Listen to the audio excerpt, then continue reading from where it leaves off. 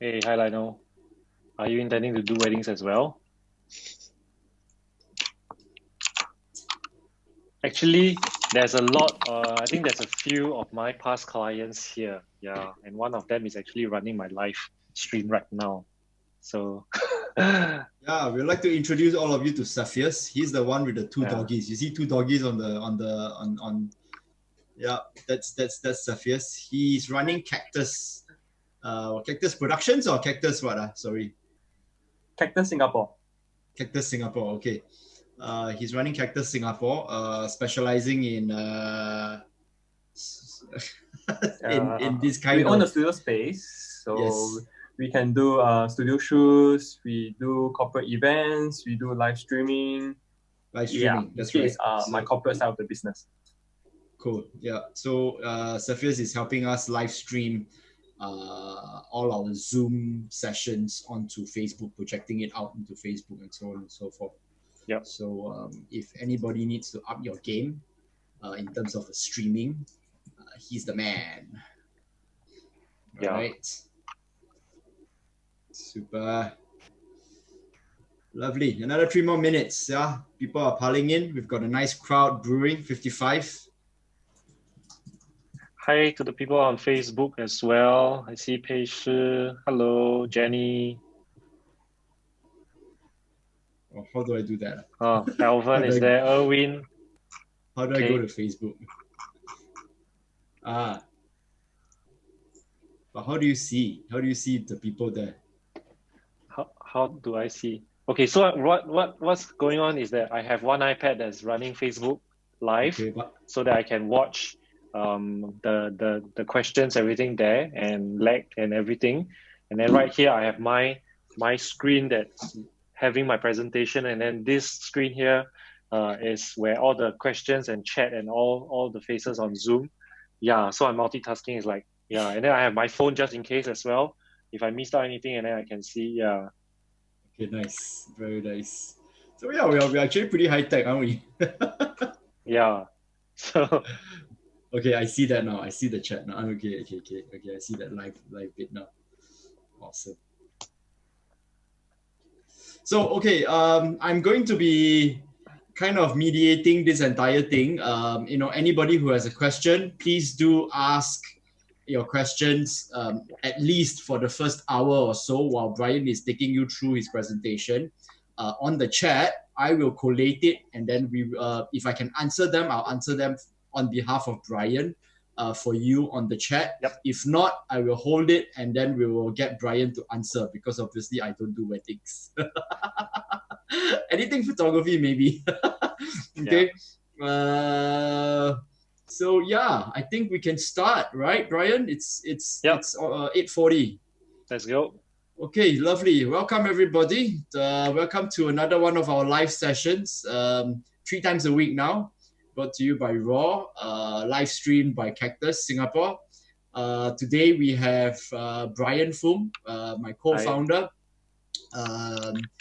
He is perhaps, if not one of the top wedding photographers in Singapore, and he has been doing photography for the last 12 years. 12 years. I've had the pleasure of knowing Bryan.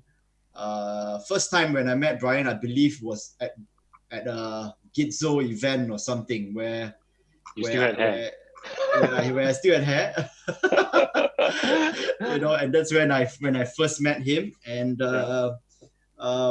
thereafter we began to know each other more intimately because we did this workshop together, and then thereafter we came together to start Raw, because I had the idea of putting together a community, and I wanted to have different photographers come together with different skill sets and different genres, to stand beside me to bring what we have, the version of Raw that we give you today. And Raw is essentially a community that we created to help photographers, right? To elevate the standards of photography in Singapore and in Asia. We do this mainly for a few reasons. Number one, it's our way of giving back. Number two, We feel, being lifers, right? We are in it for life. I'm going to do this till the day I die. We and being seniors in the industry, we feel like we needed to step up to help all the upstart photographers and new amateur photographers to better their craft so that they can exist in this beautiful industry longer. Because I think, everybody wants to be a photographer today, and a lot of you come into photography all green-eyed and everything, thinking that you can make a buck, right? And only to come in and see the reality and to struggle, and the struggles will make you, do certain things that might be detrimental to the industry. And as much as I can't stop you from coming into this beautiful industry, I can sure as hell help you stay longer so that together we can better, right? The community of photography. All right. Wow, the music. Wow, I like that. It came so timely. Yeah. Okay, so Bryan has a very interesting approach to wedding photography. I think his character, his approach, by the way he carries himself, by the way he interacts with the couples, by the way he approaches his technical aspect of photography, I think that makes him a very well-rounded, put-together photographer. Because I always believe, as photographers, we all go out there to buy that new camera, that new lens that's longer than mine, that light that's more powerful than mine, and so on and so forth. They're lovely and wonderful and great, right? But they don't necessarily make you a better photographer. I always believe in investing in the most important tool, and that is you, the photographer. I think this is something that most photographers tend to forget. They buy the best gear, but they don't invest in themselves. They invest in good gear. But I think, investing in oneself is very, very important. So when you are able to do that, you become so much more rounded as a photographer. And with the good gear, you will become better. It's so simple, really, right? Okay, so Bryan, can you tell us a little bit about what you intend to do today and what you intend to share with us, so that we can shape the expectations of people for the next 2 hours? Okay, so today I'm going to actually share a little bit about the secrets of wedding photography. So not just about the work of it, how to shoot and things like that. I think a lot of things have, like most of the wedding photographers have already, kind of know how to get into the business. But what I'm going to show you is that the flip side of it, things that you can actually do better that you have never figured out, or things that I personally see from a different perspective that you can, most people don't really see. So one of the things is that, how I approach shooting, like, pre-weddings in Singapore. A lot of people say that, hey, overseas is always better. But yeah, I've been to more than 30 overseas. Overseas is better, yes, but what about Singapore as well? So I'm going to change our perspective today. And also, I'm going to change our perspective on how much you're charging as well. So a lot of people have, come into this and thinking that, oh, maybe I just charge $1,000, $2,000 a day and it's more than enough. But, well, we will find out. And also, I'm going to share with you a graph that I plotted out, and we kind of discovered how you want to be in this market, and which part of the segment do you want to be in this market as well.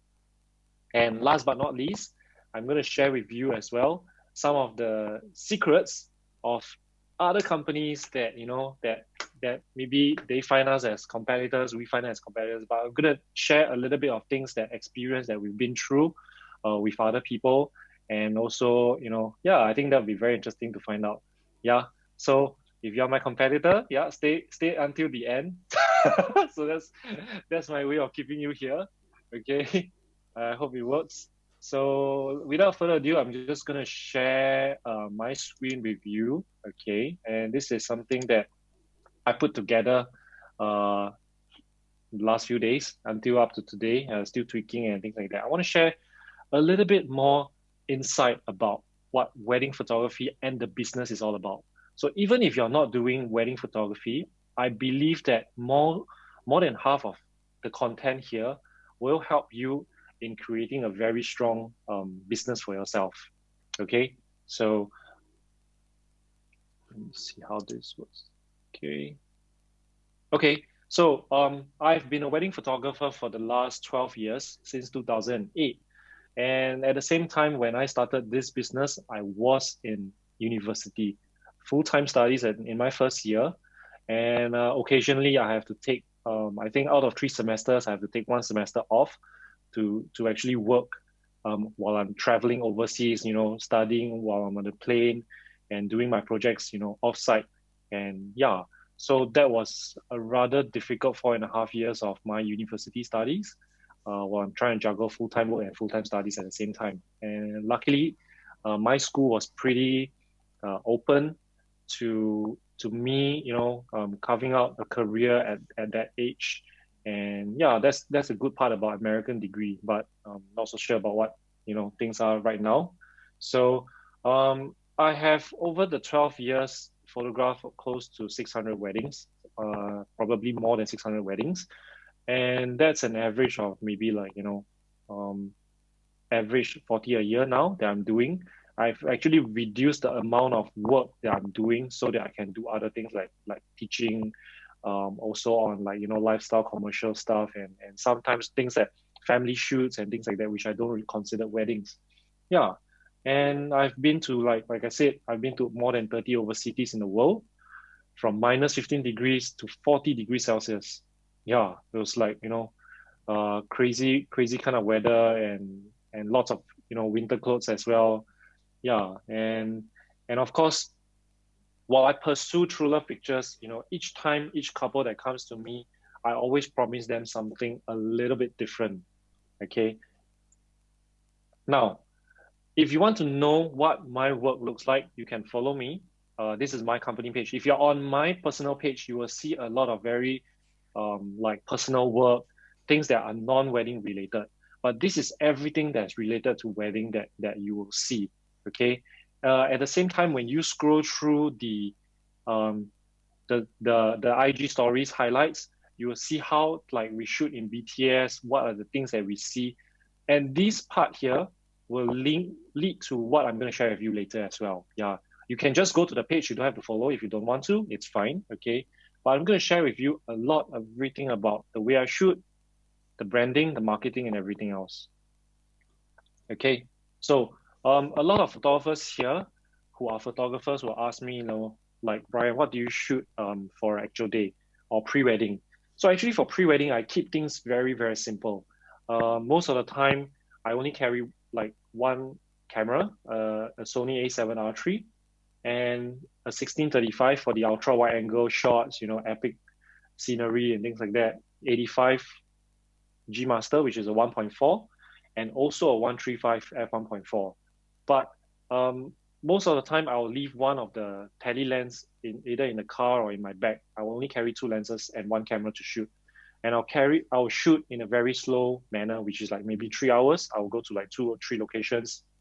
And I'll take my time to pose a client, to guide them through the whole shoot and make it very comfortable for them in that short period of time. Yeah. So I don't try to change lenses too much. I work with whatever that I feel the most comfortable, and I always go very light. As much as possible, I also don't use like off-camera flash unless the client requests for a certain style that requires off-camera flash. Okay? But for the actual day, I actually carry a lot more things. I carry with me a trolley luggage, and on me is always 2 cameras, a Sony A9 II, okay? And of course, in the daytime, I try to carry as little as possible as well, because there's a lot of weddings that start before 7 a.m. And guess what? I will need to have LED lights. I will need to have in fact, I carry a Profoto B10, yeah, just to use the LED light because it's so beautiful, it's so strong. And also I carry an aperture depending on space. If I don't have space and I need to be lightweight, I'll carry an aperture light as well. So I carry an aperture light f7. And in the morning, I'm always on 16-35 and the other camera is on 85mm because this will cover me for the entire house, the range, if it's HDB, a small condominium, or even a big house, this covers the entire range for gate crash, getting ready, family pictures, and the bridal party shoot, everything. I do not have to change lens at all. So some of you may call me, say that, wow, is it enough? Is it a bit lazy to just work on those lenses? But I believe that the 85 is a very versatile lens, meaning that I can actually photograph you at 1.5 meters range for super close up, and as well I can move 5 meters away or 10 meters away to capture a bridal party shoot with a very, very decent bokeh. And it's beautiful for weddings for bokeh because it throws every other distraction away from the background. Okay, and for at night, for those who know my work, I don't use flash the entire day as much as possible, unless I'm taking a group picture, I'm doing like, table to table pictures and things like that. That has no excuse for screwing up. I do not use a flash. My ISO always starts at 1600 all the way to 6400. Yeah.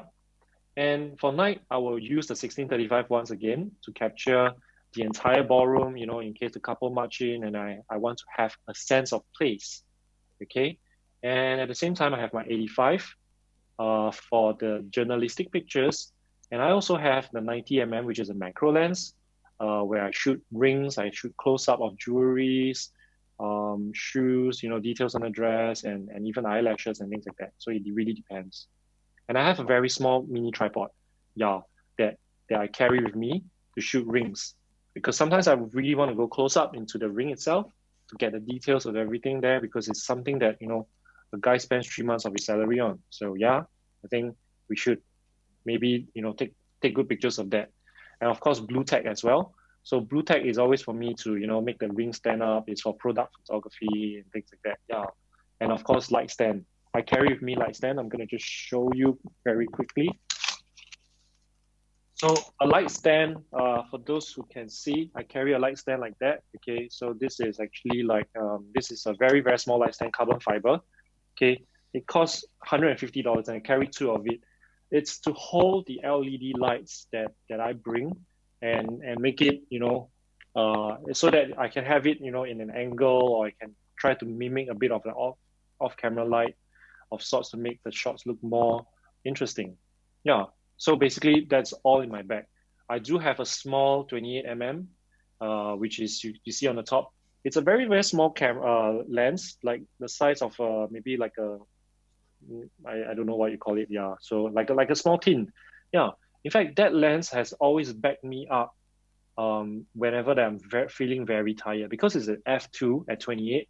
And if I'm shooting a wedding that's so tiring for me, I'll just change my 1635 to that 28mm and I'll breeze through the wedding again, because carrying 2 cameras and 2 lenses is kind of heavy. Yeah. So any questions regarding equipments for now?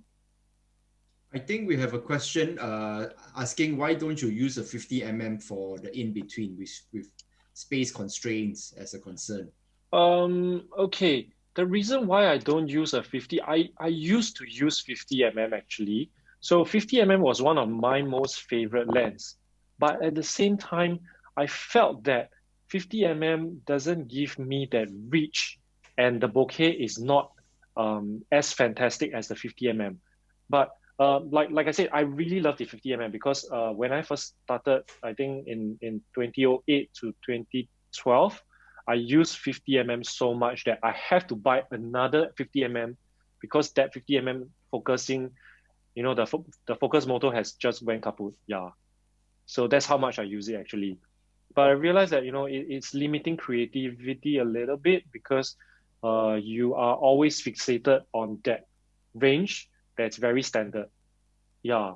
So as I'm pushing myself further with the 85, I have to run a little bit further. I have to get a bit closer. My movement as a photographer increases so much more. Yeah. But if you're using a 50mm, when you go close up, there is kind of that distortion in there.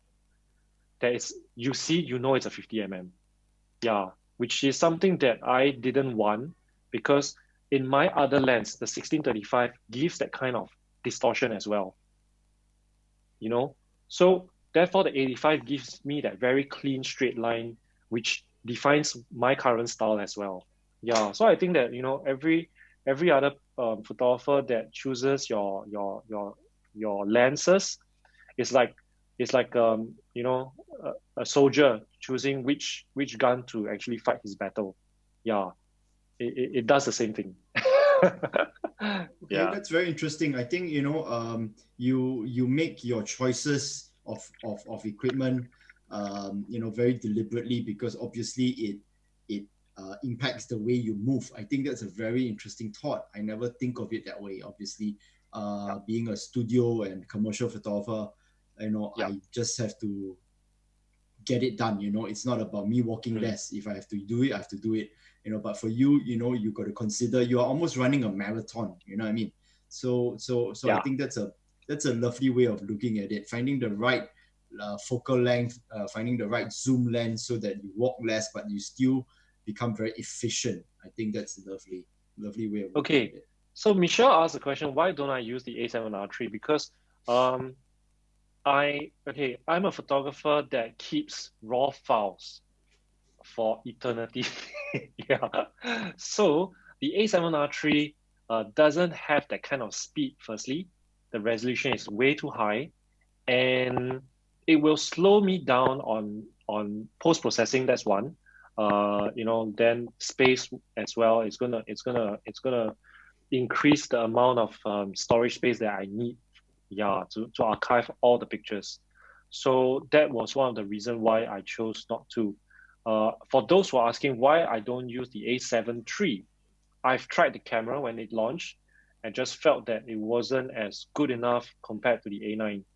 Yeah, I'm not choosing the most expensive, but I coming from before this I was a DSLR user, and DSLR user has a certain speed involved.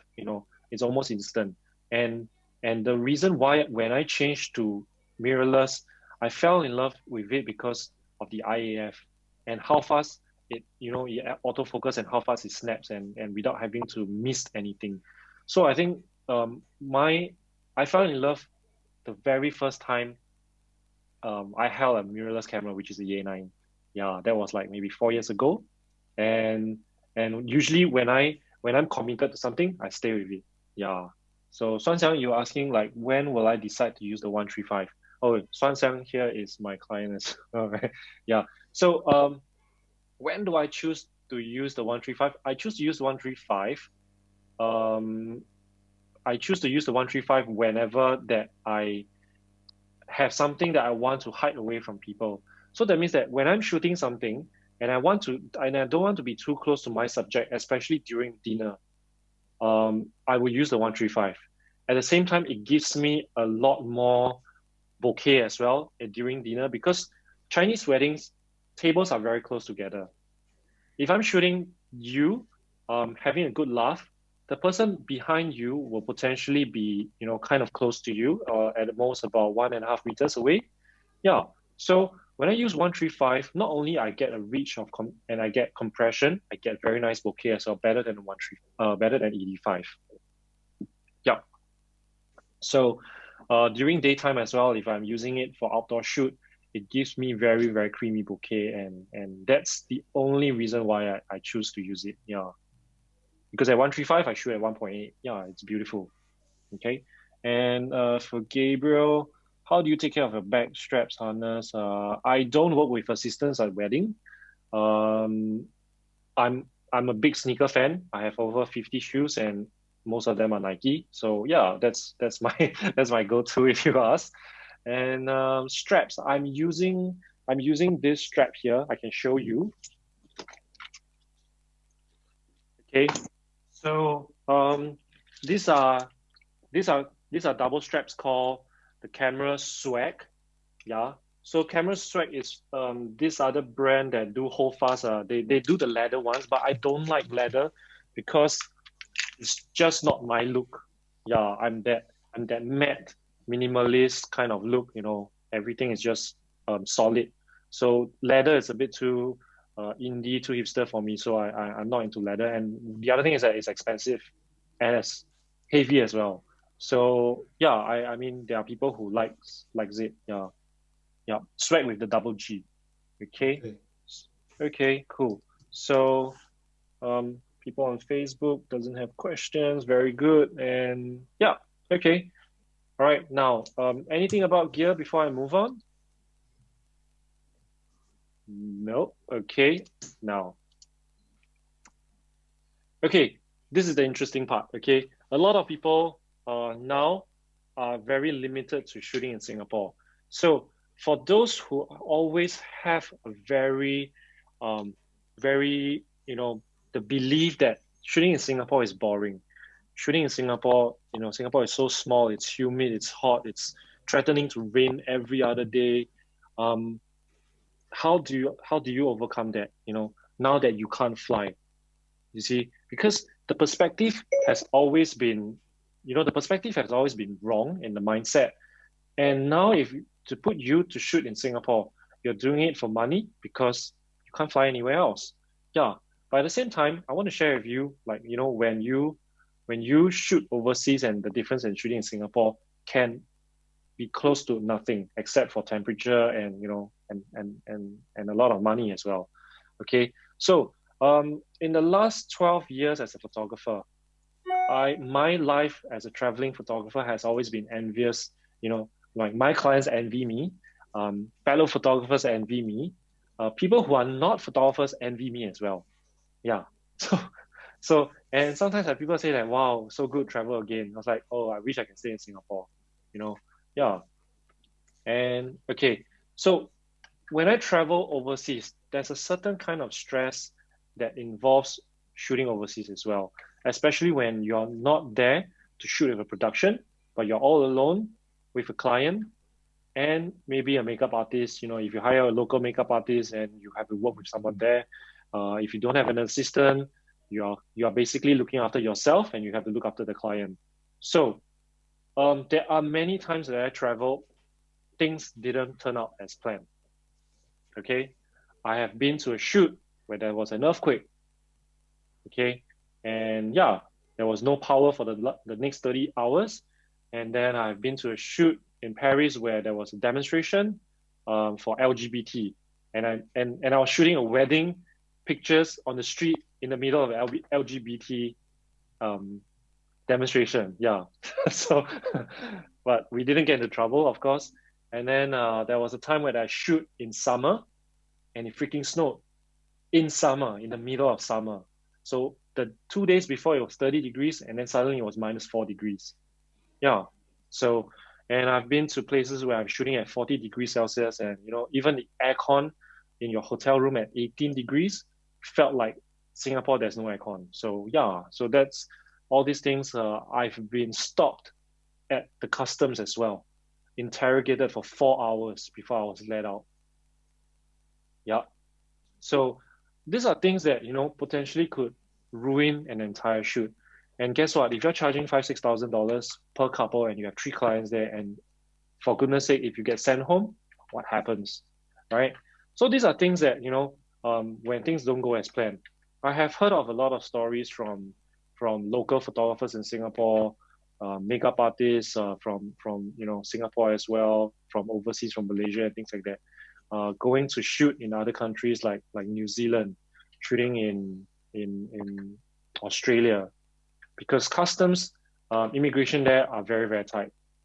And if you don't apply for a visa, guess what? You're going to be stopped, you're going to be interrogated, and more than half the time you get sent home on the next flight back. And if they don't have a flight back for you, you actually spend a night in jail. Yeah. So these are things that have already happened, and that's why when new photographers come to me and ask me about what is it like shooting overseas, I always tell them apply a visa. At least you apply for a visa, you get rejected, and then don't take that job. If you're gonna fly under the radar, most likely is that you're gonna be even more stressed out because you have your equipment, you have a future of you that you can't enter the country anymore if you're caught. Okay, so I was stopped by police as well in Italy, in Florence, because I was shooting in Rome actually. I was shooting in this place, and then In Florence as well, I think the police came and things like that. But luckily, at that time, social media wasn't that big, so nobody actually took pictures of me and or videos of me, and it didn't go viral. So yeah, thankfully it all happened during then. So in the last actually 3 to 5 years, I've kind of cut down on my traveling for wedding photography because I like to stay in Singapore now that home is here, friends are all here and things like that. And when you travel overseas, there's also a lot of expectations from the clients because they paid for their air tickets, they paid for their hotel, your fees, your air tickets, and everything else. Yeah. So the expectations are going to be much higher than to shoot in Singapore because you are expected to deliver beyond their expectations anytime.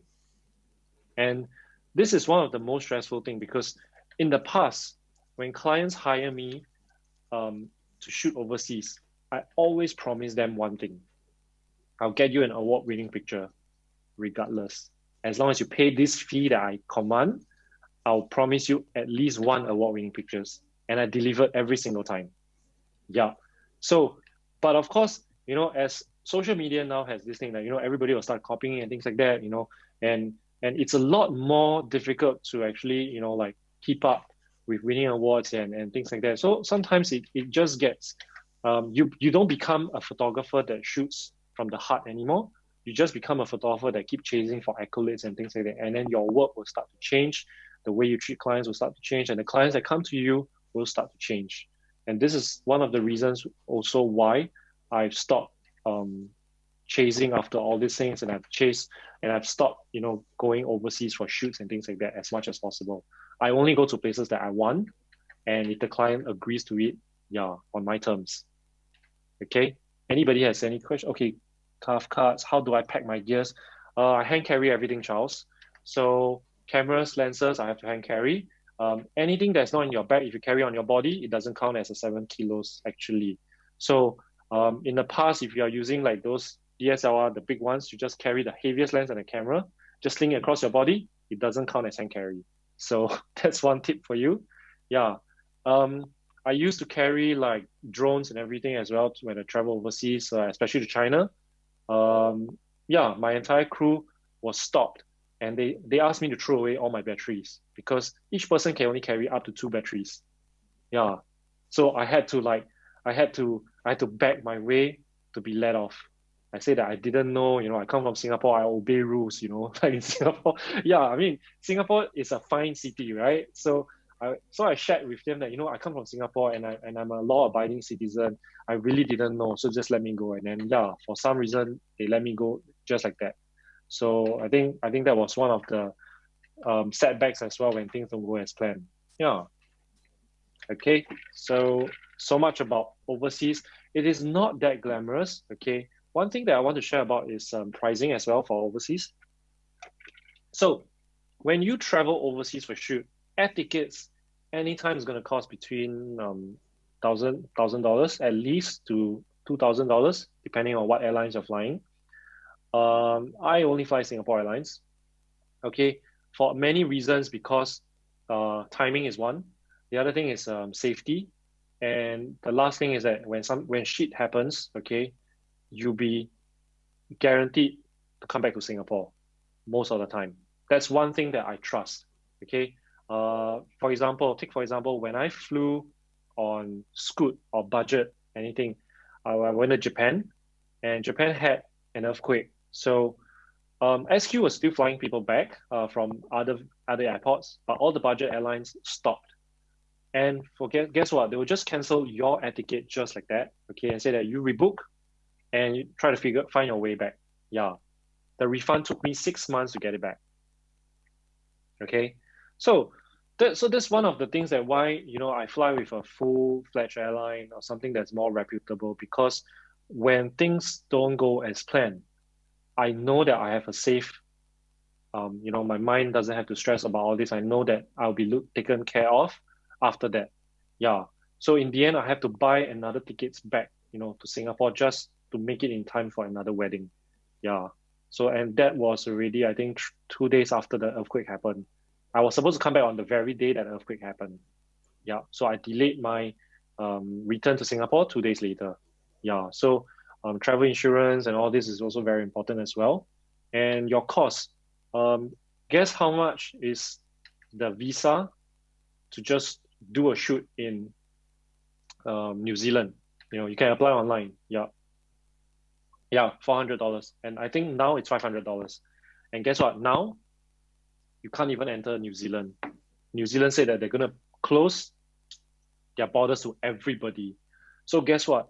If you have planned a shoot this year for your client to go to New Zealand any time of the year, it's not gonna happen. And that's a lot of money wasted if you have bought the air tickets. That's a lot of your Airbnb is not going to refund you the full amount, for example, or hotels.com, whatsoever. So these are all the perils of being a travel photographer. And I've had a friend, okay, who's also a photographer, who had his laptop bag stolen while he was doing a check-in. That means at the check-in counter, the laptop was just at his foot while he's loading the luggage onto the carousel, right, for check-in. And the moment he turned around, his laptop bag is gone. So can you imagine that if that is your camera bag, what happens with, bags that are being taken away from you, and everything inside costs thousands of dollars, tens of thousands of dollars. So another photographer friend as well, who was shooting in San Francisco, had the car broken into, and there goes one camera and lens. Yeah. So shit does happen anywhere in the world. You could be mugged, you could be robbed, you could be, kind of kidnapped or threatened, or even the police will come to you and, try to get a bribe or something. There's always shit like that will happen. Yeah, and you can't stop it. How many days do I buffer? So I always buffer for one extra day. So sorry, 2 days. Okay, so one extra day for shoot, spare day, and another day for traveling back. Yeah. So if I have a client that has a wedding booked after that, I would not travel at all. I will not take the risk of coming back just one day before wedding day. I will always, have ample time of yeah. And I always go to a shoot one day before to get acclimatized, firstly, and also to go and take a look at the surrounding. For example, if you're going to Paris and you want to see whether they have any filming going on. If you're shooting at certain places like places of interest, you want to find out where any of these places are having any cordon off, closure, or any troubles and things like that. For example, like you're going to Hong Kong to shoot, suddenly, they have demonstration. And then, yeah, there's too much things happening right now. Anytime in Europe, you can get a strike. You go to Barcelona, it's so beautiful, but you can get a lot of trouble there as well. So there has been too much things going on that kind of put me in a place where I say, no, I'm not going to do so much of overseas shoot anymore. I'll just do what I can do in Singapore. I'm going to show you why. There's a question on Facebook. What kind of visa do you use, work or tourist visa when you travel? I use work visa. I apply for work visa. It's a very small amount to pay $200, $300, $600, $500 maximum. But this amount you pay will make sure that you can enter the country safely. You can do your work safely. You don't have to worry about getting checked. I mean, yes, you do get checked, but at least you know that you are there for the right reason. Yeah, because the repercussions of getting stopped is more than just getting arrested. You can never visit that country again. That's how bad things are. So don't take the risk. If you can, put this cost, the visa cost, into your costing, into the package, or let the client know. You potentially can share this cost with your client. Yeah. So Timothy is asking that. Yeah. I do not absorb, okay, because it doesn't make sense. Okay. Do work visa always get through? So far, all my work visas get through, okay? And okay, I have known of photographers who didn't have their visa get approved because there was already a case prior to that. So if you try to apply for another time for this company to go back there to work, they will not allow you to actually go back, because integrity is actually something that is being frowned upon in their country, for example. Yeah, so you breach that trust one time, that's it. Yeah, you can never visit the country ever again. Do you apply for visa to all countries? To Japan, to Korea, no, I don't, because I actually don't really go to Korea to shoot. I've never been there before, actually. Japan, actually, most of the time, I don't apply for visa because I think they are quite lax on that. Indonesia as well, for Bali, no. But any parts of other, like for example, if you're going to Jakarta, you have to be very careful. Jakarta's immigration can be very, very difficult at times. Yeah. But at the same time, because I speak very fluent Bahasa, so I have no problems getting in and out of Indonesia. Yeah. So I hope that answers your question, Matthew. Okay, now to the Singapore part. Okay, have you ever guys wondered, like, shooting in Singapore can be very boring. Most of the time, everybody knows for a fact that Singapore is boring, okay? There's no natural landscape. There's no four seasons. There's no autumn and things like that. But there's a season. There's a season for flowers. There's a season where the nicest sunrise. There's a season that the sunset is always there, epic. Okay, it's about perspectives. What I want you to see is that why is Singapore one of the most traveled to countries or cities in the world? Why is everyone around Southeast Asia coming to Singapore? And they are visiting all these places that we as locals don't want to go. Okay, so this is the perspective that I've asked myself, prior to all this. In fact, I've asked myself all these questions before the COVID-19, and I was doing a lot of local work, right there. Okay, so these are some of the places in Singapore where many photographers go to. They know all these places, but the way they shoot doesn't, not everybody shoots the same way, right? So creativity is always one thing that photographers don't want to get creative. Maybe they're too comfortable, or maybe it's too early in the morning that they go out to shoot and they're not thinking good enough. Creativity can be built up on one thing: research. A lot of research and a lot of learning. The more you learn, the more you see, the more you research, the more creative you get. Yeah. And sometimes it's just having to go to a place and not do anything. For example, if you want to go to Gardens by the Bay, go there and look with your eyes. Don't bring a camera, don't shoot. Recce with your own eyes. Feel the place. Look at the lights, feel the breeze, and look at how things change, which angle, which place is beautiful. Use your eyes to find time. What time I do my pre-wedding shoot? It's always from morning 7 to 10. Only mornings.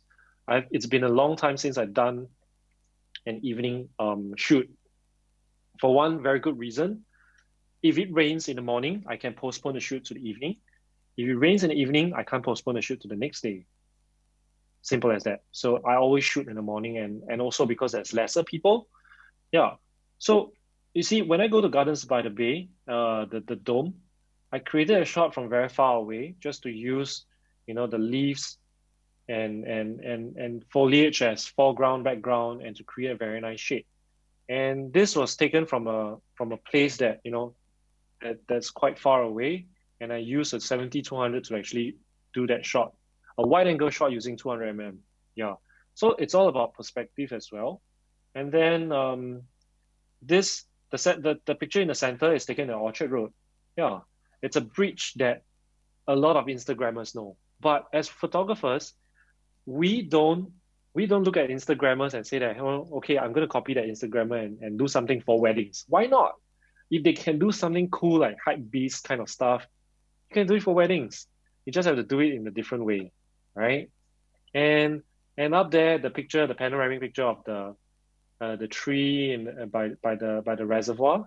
Yeah, that's something that a lot of people shoot, and most of the time it's all close up. Getting very nice bouquet and things like that. But I choose to shoot it from very far away once again to show how beautiful the light. So in every of my picture, it's always about the light, not just the location. I will choose to shoot in a way that the light will help to bring out the details in the landscape to make it look like it's overseas. But in actual fact, it's not. So when you shoot pre-wedding, when you shoot actual day, it doesn't matter what kind of camera you use or what kind of photographer you are, because the very first thing that we must be is human. If you be human, you understand love and you understand feelings and mood. The photographer part will be second nature to you because that's your job. That's something that you have been practicing so much for. Yeah, and you put these two together, you become somebody, you can create something amazing, you can do something that's very beautiful. And therefore my tagline has always been pursuing true love pictures because I'm always chasing true love pictures. I'm not chasing after epic pictures. I'm not chasing after fantastic one of a kind pictures all the time now, because the true love pictures are the ones that matter to the client, and these are the people that pay me. It doesn't matter how many awards you win if you can't get clients. All right. Any questions? If the bride doesn't want to, yeah. So makeup usually starts about 4, because I expect my clients to be there on time. Actually, if they're not on time, I'll say that, hey, the sun doesn't wait for you. Yeah, the sunrise waits for no one. So if the bride doesn't want to pay, Michelle, you just have to convince them to work around, things like that, because these are all administrative. Okay, the thing is that when you start in the morning at 7 a.m., you're going to get beautiful, beautiful light. And nothing can mimic that kind of light in the morning. You can't do that kind of lighting at 8. You can't do that kind of lighting in 10. You can't do that kind of lighting in the evening as well.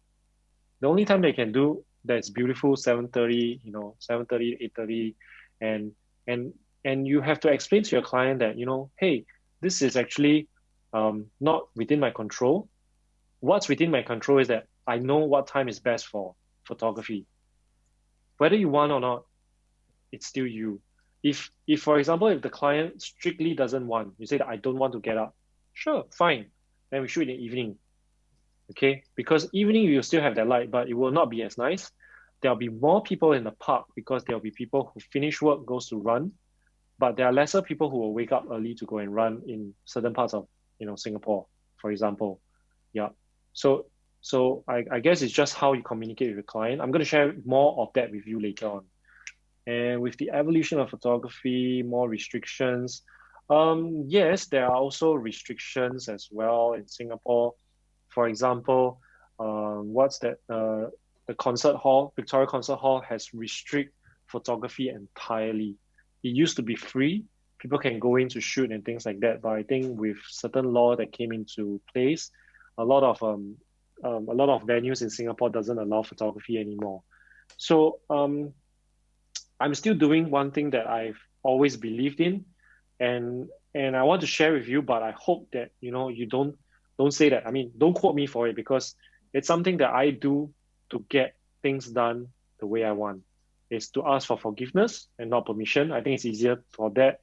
So in any way that you want to get your shoot done, as long as you don't get into too deep of a trouble, you can just try. Okay, for your client, for yourself, or whatsoever.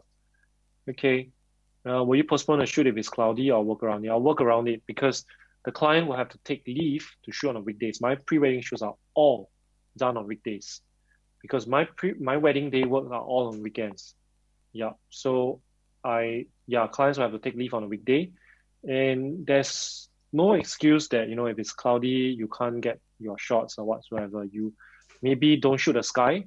You can still find beautiful light to fill up things, or you can add on a flash and things like that to make that sunny look. Yeah, it doesn't have to always have the sky in there. Any assistance? Sometimes I bring an assistant for pre-wedding shoot, but that's only like 10% of the time. Yeah. Sometimes my partners like Sherman or Lionel will come along with my shoot just for fun. We help each other to actually brainstorm. Sometimes I will go and assist as well as a second photographer. so that I can try things that I don't dare to try when with my own clients at a job. So as you come on to shoot for another person, you tend to be a bit more creative. Not say creative, you tend to be a bit more experimental. Yeah, and I think it's very important to actually tag on to shoot. Do my clients find their own makeup artist? Yes, but I always encourage them to use my makeup artist. I have a group of makeup artists that I always highly recommend because these are the people that are willing to work, maybe like earlier hours, and then or they are willing to, tie up with me, with my company to give a better discount to the clients, and it's a very good collaboration and synergy that brings it forward to the client and in fact make them happy. Yeah, and of course these makeup artists that I use are also very very good people in what they do. So in terms of skills, pricing, and attitude, yeah, they won't be late. They will always deliver. So that's something that I'm very fussy about as well. I actually have something to share about makeup Please. and hair. Okay, if you think about it, right, the first interaction that your talent or your bride, or your groom or your model will interact with in your team is essentially your hair and makeup. So always remember to have good people with good energy, because they are the people that they will be spending the first hour with doing hair and makeup. So they will essentially prep your talent, your bride, to be all happy and cheery coming onto your shoot or your set or whatever it might be. I always make sure to have happy people on my set, happy crew, because they will make your job so much easier. By the time the talent comes to you, they are all happy. Can you imagine having a makeup artist who is grouchy, and then when the bride has bad skin, and then she goes, "Ayo, why you got such bad skin? Ayo, you must make my job very difficult."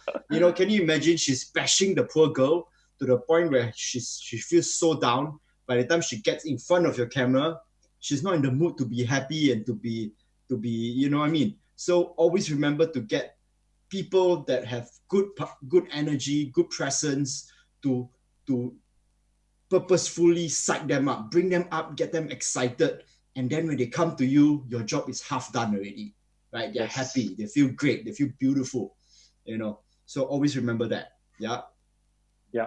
So true. Yeah. Okay. So pre-wedding shoots in Singapore. Okay, how do you actually get the perspective? When I shoot in Singapore, you look at this slide that I'm sharing with you. Okay, so on one hand you see, colorful flowers, the bougainvilleas and everything like that. Yeah, you don't have to go to Japan for cherry blossom because it's gonna get crowded. So in Singapore, sometimes there are certain seasons where the bougainvilleas are everywhere. Especially you go to the East Coast Park, it's so beautiful, purple, pink, and it's just so nice.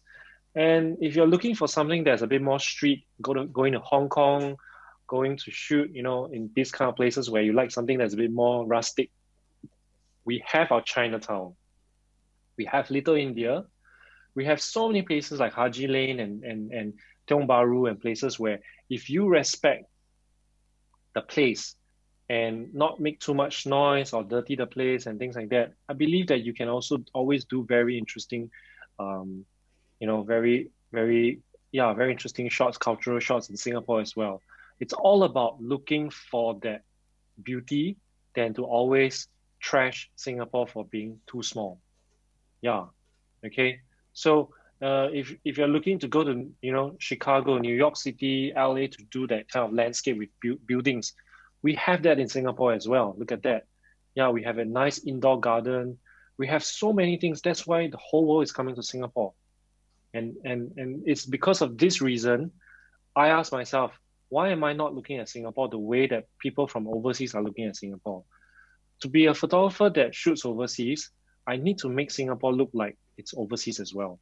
And by allowing myself to look at that perspective, it makes me try to find even more beautiful places in Singapore that I've never ever even looked at. Yeah. So once this circuit breaker is over, I ask all of you to go out there and try to find beauty in our small garden city, because this is where home is, and for the next few months we're probably going to be the safest where we are here. Yeah. And I think that, you just have to learn to make, something not so accessible becomes something beautiful. You just have to learn to find beauty in the most mundane stuff, something that you have seen so often, and look at it from a different perspective. If you have to, maybe bend over, look over from under your legs, in between your legs, and just look at things upside down, just for the fun of it. For all you know, you could see, hey, there's a puddle of water with reflection, and wow, that reflected skyline is so beautiful. There. Go to shopping malls and go to the sky gardens in the shopping malls and take a look at the gardens. For all you know, from that balcony, you can see across the reservoir. You can see across Kallang River, for example, or anywhere, for the fact that there's something beautiful out there that's waiting for you to see. All right. So that's so much for Singapore Shoot from me. Okay. Next thing, this is something a bit more interesting. Okay, for those who are running a business, whether or not it's photography, I want you to think of this as a customer. Okay, how I run my business is to think like a customer. Okay, so first thing, protection. Okay, protection for you, protection for the business and your clients. Okay, this is something that's very, very important. Okay, especially now, there's this COVID-19 pandemic, and everybody's asking, what if I need to postpone my wedding? What if I want to cancel my wedding? And what if I'm having a virtual wedding and I don't need your service anymore? Yeah. So these are all the questions that I'm getting every other day from clients who email us. And having a strong contract actually helps. And I've asked many photographers who just started out or already in the business in the last 2 to 3 years, and none of them have a proper contract. Okay, the contract is not to protect you as a business owner, but it's also to protect the interests of your clients. Okay, a lot of you go by the word deposit. Okay, a deposit is not the right term to use when especially it's non-refundable. Okay, always use the term retainer. A retainer fee is non-refundable by default. And guess what? Have a refund policy as well. The refund policy is something that's not there, it's hidden. Despite that, for example, let's say I'm running a business and my client, knowing that this client, I've met them, I know that they are not, very well to do. Maybe they shared their story, say that, oh, Bryan, I always wanted to get you. I've been a fan of your work since, the time that I was in school. And now finally they're getting married, maybe like 10 years later, right? And of course, over the last 10 years, my fees have gone up and things like that, more expensive than they expected. And they say that, oh, I've saved up for a whole year just to hire you. And suddenly, because of certain things, it doesn't happen. And you know that they could use this money on a case-by-case basis. Have a refund policy that's not on contract, but in your heart. Okay? You can choose to refund if you think that this person really needs it. It doesn't have to be everything all about black and white, everything about in paper. Have a heart. Yeah. So this goes back to my belief that you have to be first human. Yep, to understand clients that have empathy as well, and to be compassionate even to the meanest clients. And this is the way to survive, okay? I'm not saying that, you have to pretend to be very nice, but the thing is that the client is mean because this person could be facing a lot of pressure from planning a wedding. If you have planned a wedding before and you know how tough it is and you know how difficult it is, can you imagine someone who has been, saving up the money for the wedding, the dream of everything, they spend a lot of money and wow, like suddenly, because of the COVID-19, they can't get married and then they're losing a lot of money, they lost their job. what would this 50% retainer fee do to you can potentially last them for many months. Okay. So this is the part where empathy comes in place, and you being compassionate will come in place as well. And this client will definitely appreciate because the relationship is already forged. Okay. Now, trust. Trust is another thing that you can only earn. Okay. Keep your promises. If you say that you're gonna in your delivery schedule is between 8 to 10 weeks, you deliver 8 to 10 weeks or earlier. Anything you deliver on time. There are many companies that I know delivers like 1 year later. What? So your pictures are supposed to celebrate their first year anniversary and say that, hey, throw back to last year. Wow, time flies, Yeah, that's one way of putting it. But the thing is that, did you ever ask them? I mean, yes, they are looking forward to receiving the video footages. They're looking forward to receiving your images. But have it ever occurred to you that they have waited that long enough, that they don't feel like seeing it anymore? And that anticipation is just different from when they first got married. And there are many cases where the marriage doesn't even last that long as well. For something that they paid, they don't get to enjoy it. Yeah.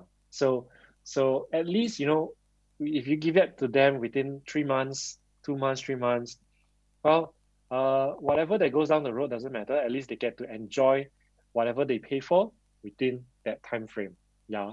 So prompt delivery, keep your promises. If you say that you're going to do a certain thing for them, keep that promise to always, say that, okay, I'm going to give you 1 extra hour. I'm going to shoot for you a little bit more. Keep it. You say that, I'm going to give you this and that. May jolly well do it. Yeah. And always exceed expectations. Yeah. Timothy, absolutely. I so agree with you. Always under promise and over deliver. Yeah. Okay. And one thing about being a photographer is that we do things, creatively. And sometimes there are photographers who say that, oh, this is not my style. This is, I don't feel like doing this. I can't get the feel, things like that. A lot of excuses. But one very important thing about being a photographer is to not just see, but to listen. Okay. Did you know that when a person is about to pass, your ears, your sense of hearing is the last to get to end? Yeah, you can't see, you can't feel, you can't do anything, that you will still hear. That's the very last thing. I read this somewhere before. So one thing is that, to listen, understand the needs and the wants of your client, because this is extremely important, especially when you're dealing with not corporations, but you're dealing with people who are very personal. This is a person's wedding, okay? Because even if it's not a wedding, I think running any other business requires you to actually listen to your client and understand their needs, understand their wants, especially from their superiors, from the boss, or even from the wedding planner, or anybody, just always like listen first. Okay, can I deliver this beyond expectation? If you can't, explain why. Tell them, okay? Now, one thing that I want to add on is the importance of collaboration. Collaboration not meaning sponsored wedding, okay? Not influencer come to you, you sponsor wedding, then call collaboration. No, I don't mean that. Collaboration meaning that working with vendors to value add to your clients. Okay, earlier on I said something about, okay, let me trace back a little bit. Okay, so there in the past, okay, clients find a one-stop shop. They call it the bridal shop. Okay, the bridal shop is a very phenomenal business where you get cheap photographer, you get hustled to sign packages on the spot, and like you pay very low money, and then after that, then they upsell you to like yeah, 3 times, 5 times more than what you originally paid for. So a lot of clients say that, that especially the husband, like not keen on having a very fanciful wedding and say that, nah, never mind, I'll just go to the bridal shop, one-stop shop, everything. This is my budget. Yeah. So well, we are losing our, our business to clients like that because, well, what we want to do is to collaborate with other people to actually have the expertise of other vendors like makeup artists, florists, gown designers, and everyone to actually come together to bring maybe a little bit of tie-up discount so that we are all happy working with the people that we want to work. That's firstly. Secondly, as well, is to maintain a quality of service from these vendors that you know and you trust for the client. All right? Yep. Hi, Desmond. Yeah, Luna Bianca Bridal Shop is not like that. Yeah, I know. That's why we are still friends. Yep. Jeff? Okay, Ren He from Facebook says, has a question. What are your advice for us regarding photographers who undercut deliberately? That's the first. Second, due to social media, couples now rather engage cheaper and better photographer from overseas. Okay, very good questions. I will share the undercutting part later, okay? This will come back to the dollars and cents. I have something very interesting to show you, okay? Yeah. And the overseas one, well, while we are going to other people's country, you can't stop people from coming to our country as well, okay? So it goes two ways, yeah? So I would just say suck up and deal with it, yeah, okay? Just be better photographers, right? You know, if you have good photography, it trumps everything. Yeah. Any blacklist bridal shops to avoid? Not that I know of. Okay, I only work with people. Okay, the thing is that I do not know of not good people. I only know who are the good people. So because those that are not good enough for me to know, they are not worth my time. Yeah. So David, I think that's the easiest way for me to explain to you.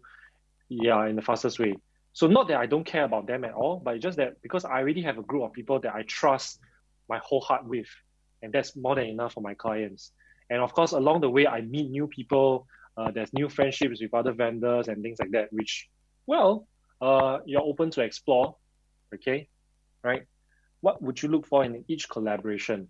Very good questions. The collaboration I look for, firstly, is the attitude.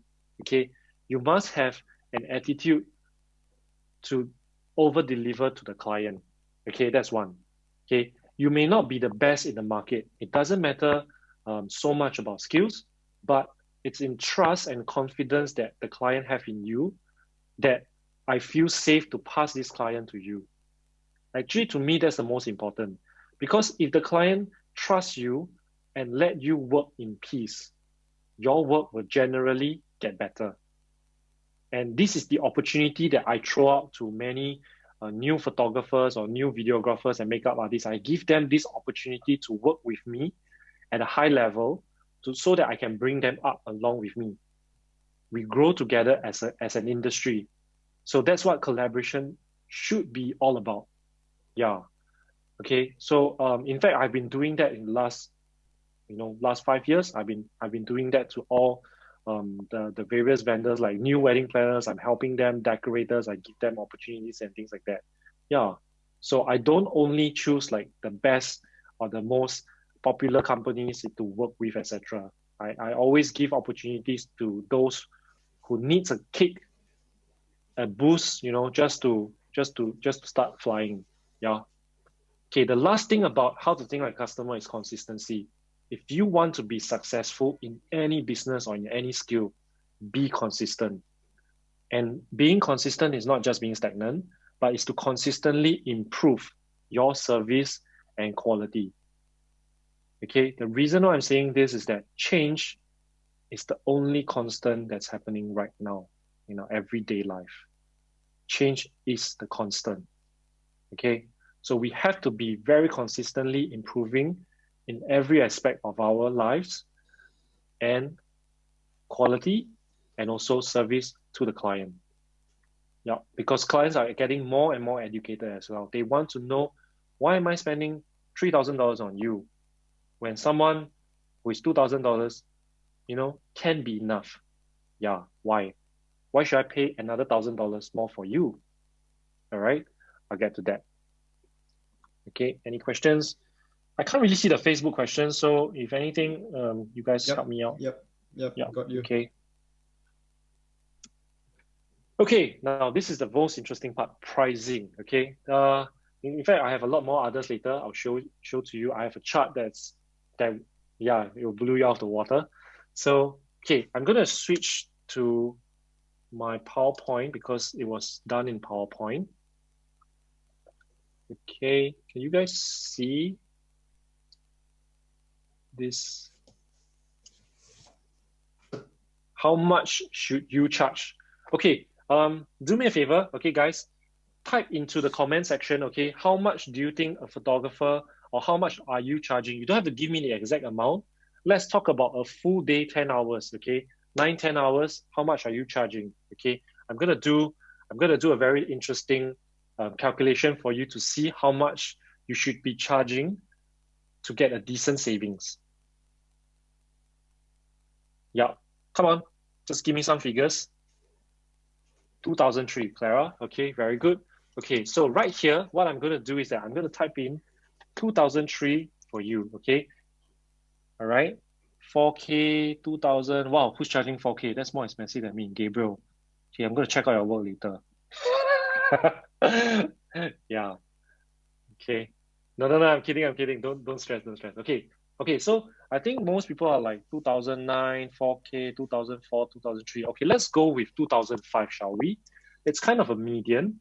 Okay, now, how many weddings do you expect to shoot in a year or per month? How many jobs do you think? There are 52 weekends in a year, all right? 4 weekends a month. Let's say we shoot 4 weekends. Every week we have 1 job.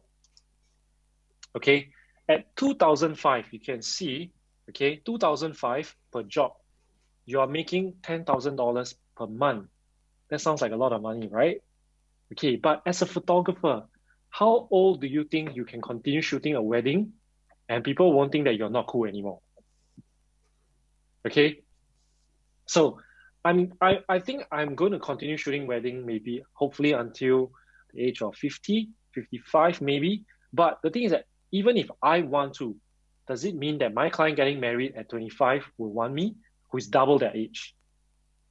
Okay, and even if I'm able to keep up with trends and things like that, there's a lot of uncertainty being a wedding photographer or being a photographer in this sense, because people that you're working with will slowly do something else. They will, nature will take care of all these things. It's a process. It's a reality in life.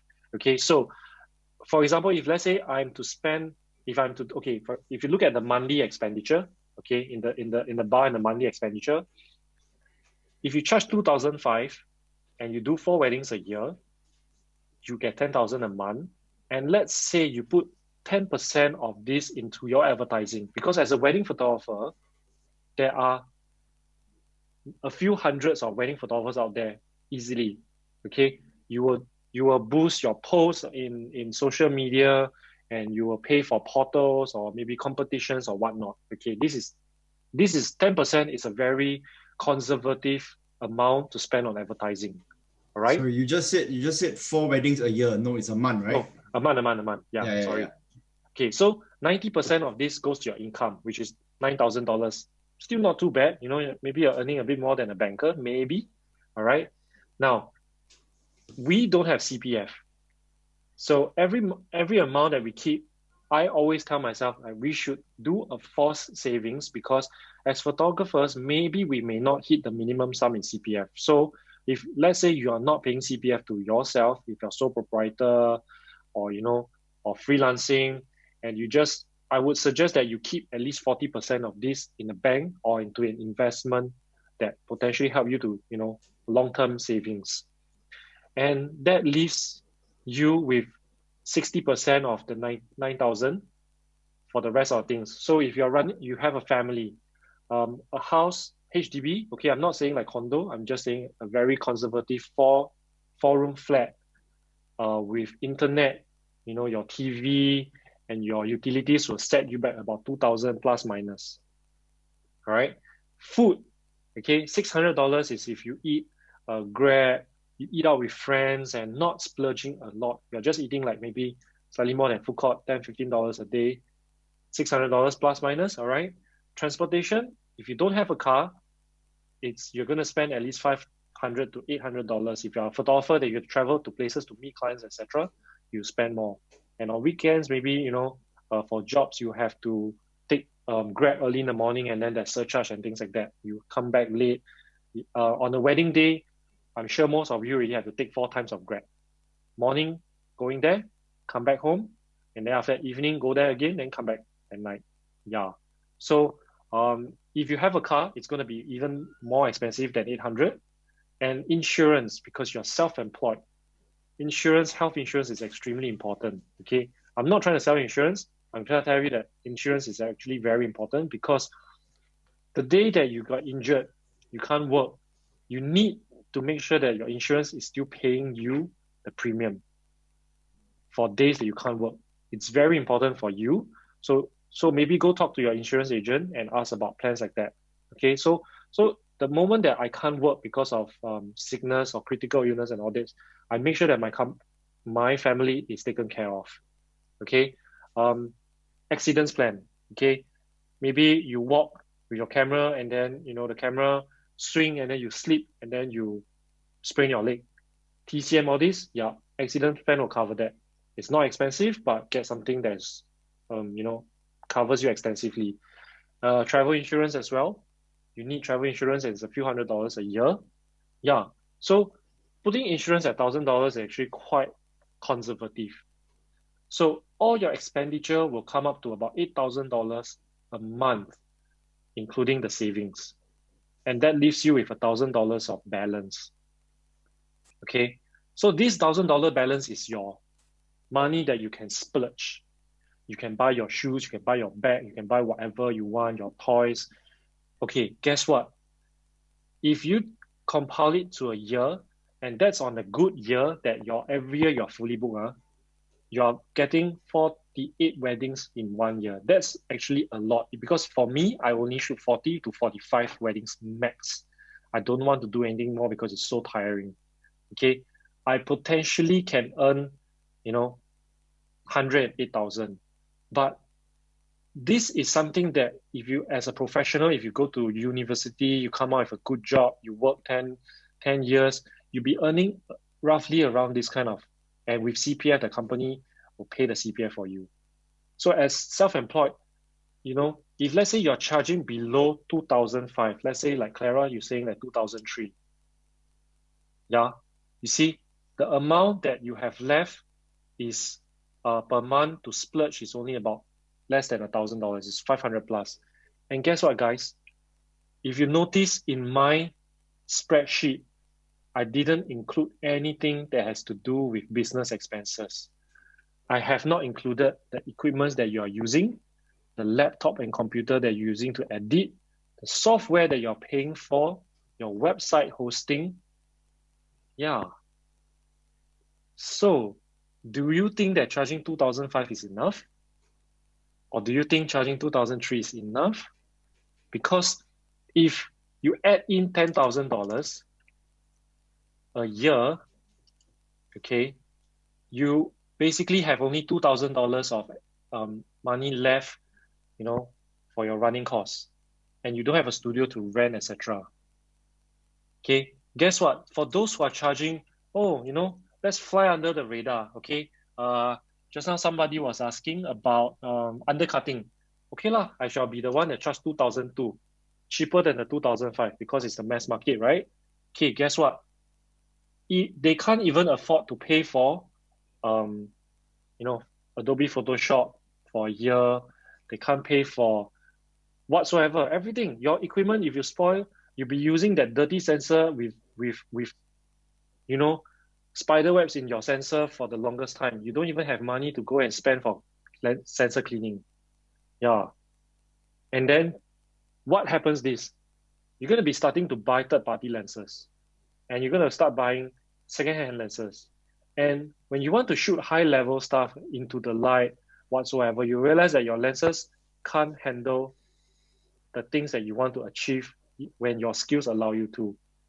This this is a phenomena that I always tell people that when an opportunity arises to come to you, you're not ready for that opportunity. You're not ready to seize that opportunity because of the way you charge that makes you lacking in certain way that doesn't allow you to improve yourself further. And over a long period of time, this amount will drop. And this is potentially if you're getting 48 weddings. So let's average out to 3 weddings, let's say 3.5 weddings a year. Okay, I'm doing 42 weddings a year. Guess what? My money every month goes into a deficit of minus $240, which I have to take it out from my savings. That's fucked up, I tell you. Okay, every year you're taking out $3,000 from your savings, and your savings is something that you shouldn't be touching at all, right? Because you're not charging enough and you're not shooting enough weddings because your business can't get enough jobs and you're screwed. So I'm charging 400 an hour, okay? I'm very open with you guys. I'm charging 400 an hour, okay? My typical package is 3,006 for 9 hours. And typically after some discount and everything, it's about 3,003, okay? Now, this, and I do about 3.6. I think I do about 3.5 weddings, 42 weddings, 45 weddings maximum. Okay. But of course, not all the jobs are 9 hours. Sometimes it's 6 hours, sometimes it's only 3 hours. There's a lot of variation that I didn't put in because it's too much to calculate. But this is just to give you a rough idea that even this amount that I'm charging is only just nice, because it is still not enough to cover me for my retirement days. Or for the fact that you see, like this year, it's gone. 2020 is gone, okay? Weddings are off the shelf. Everything is postponed. Potentially, you're losing about close to a year of work. And whatever that you have earned before will be used to cover for your daily expenses now. And then because I have a studio as well, so I have to input this into my costs, my operations costs and things like that. Yeah. So for those who think that, charging 1,008 and doing 70 weddings a year makes sense, think again. Okay. Let's say 2,000. Okay. Yeah, it's good money, but you're shooting 84 weddings in 1 year. No, I just can't. I'm sorry. Yeah. Okay, there's no time for anything else. So anybody has any questions with this, or everyone is just too flabbergasted? I think it's a bit of that, whole idea of, quantity versus quality, isn't it? I mean, a craftsman can only make so many leather bags with his 2 hands, for example, right? Yeah. Whereas a machine that churns out some Zara, leather bag, fast fashion, yeah. Yeah, obviously you're not going to get the quality and the craftsmanship. I think it comes from that same notion, isn't it? Yeah. So this is something that, I mean, I'm not trying to fix prices here, regarding this, but I just want you guys to open up your eyes and see that as a photographer, okay, and for the fact that I'm running a company, I give 30% commission to my own company. I have 2 other partners in my company as well, Sherman and Lionel. They are photographers. So we run a company based on like partnership. So even for myself, how much I shoot, I give this commission to the company as running expenses, and then I still have my own livelihood, like my own personal expenses at home that I need to pay for. So if you ask me, is this enough? It's enough for now, but is it enough for retirement? No, I would say it's not. Okay, so do I give photos and album? Okay, Clara, I do not give albums. So my basic package is 400 an hour. My basic package comes with only edited pictures, full editing of pictures. That's it. No USB drive, nothing. But I gave them like I tell them that I keep their images for life. So anytime that they want the pictures, they just tell me. They lose their pictures, they just come back to me. I kind of I cut back a little bit on costs because they are going to lose a USB drive anyway. So what's the point of, making a nice box and spending money and ruining the environment where I can just let them download? Yeah. So I explained to them in that way, and actually 99.9% of the clients agree, except for one, which we have explained to them as well, like, how we run things. Yeah. Okay. So how do you deliver your images in a sense? Do you deliver it to them via online portal, and then a download link? A download link. So I have two download links. I have an unlimited account on Dropbox, and also I have another portal like Flickr, Zenfolio of sorts, that you can host high-res files unlimited as well. I'm on the maximum plan for this because these are my running costs, and I'm hosting all these images for my clients even 10 years ago. Yeah. And do you charge your clients if they 5 years later they come and ask you for that picture? Do you charge them a handling fee to go into your archive to retrieve those pictures? It is time after all, no? Yeah. Depends whether, sometimes it really depends, yeah, because certain clients that I have kept in contact with that are very close, I'll just do them a favor because it's a relationship that was built up over 10 years. And in fact, most of my clients like travel with me when I go for shoot. So whenever I say I'm going to a certain country for overseas shoot, there will be someone that wants to tag along. Yeah. So that's the beauty of, my business, because I always believe in forging a relationship and not just, a vendor client. Which is a very unique perspective, because I think, if you think about it, your business is one of those business that you go, one time, because, on average, most people get married one time, right? I mean, but then again, that's all, so for you to think, longevity in this particular aspect of a business is very interesting. And I applaud you for that, because I think that's a very unique way of approaching it, because I would think most people would think, I'm only going to deal with them one time, fuck it, let's move on. Well, that's not true. Maybe after the divorce, then I get two more business. Of course. I mean, but that's as you know as well, a bit of a long shot as well, right? So it's a 50-50, obviously. But at the same time, your business is really a service industry. End of day, whatever. We say we are artists, we are craftsmen, we are photographers. End of day, it is still a fucking service. We are still providing something to make them feel great about what they have bought, right? So I think the way you approach your business is very refreshing. The way you look at it and you approach it in that way, because once this couple that you shot their wedding for, they're very happy with it. Obviously, they're going to recommend to their friends who's going to get married next year, and so on and so forth. And that's where you get your continued business is by referral. And I think referral is perhaps one of the most trustworthy forms of business generating, because people can attest and can back up their referral by saying, look at this, you know what I mean? So most people will definitely, it's so much more powerful than looking at an ad in a picture or a billboard. It's that human touch, when someone refers something to you. Yep, that's right. So, okay, Charles, your question of how do I store the images? So I have, like I said, 2 online portals. I have a physical network storage, at home, and I have an offsite network storage as well, Synology, if you ask. So for all this time, everything is being archived. Even my raw files are on Dropbox and things like that, and there's no secret. So basically, you just have to spend a lot of money on archival. And this is my biggest investment, in fact, more than my camera gear.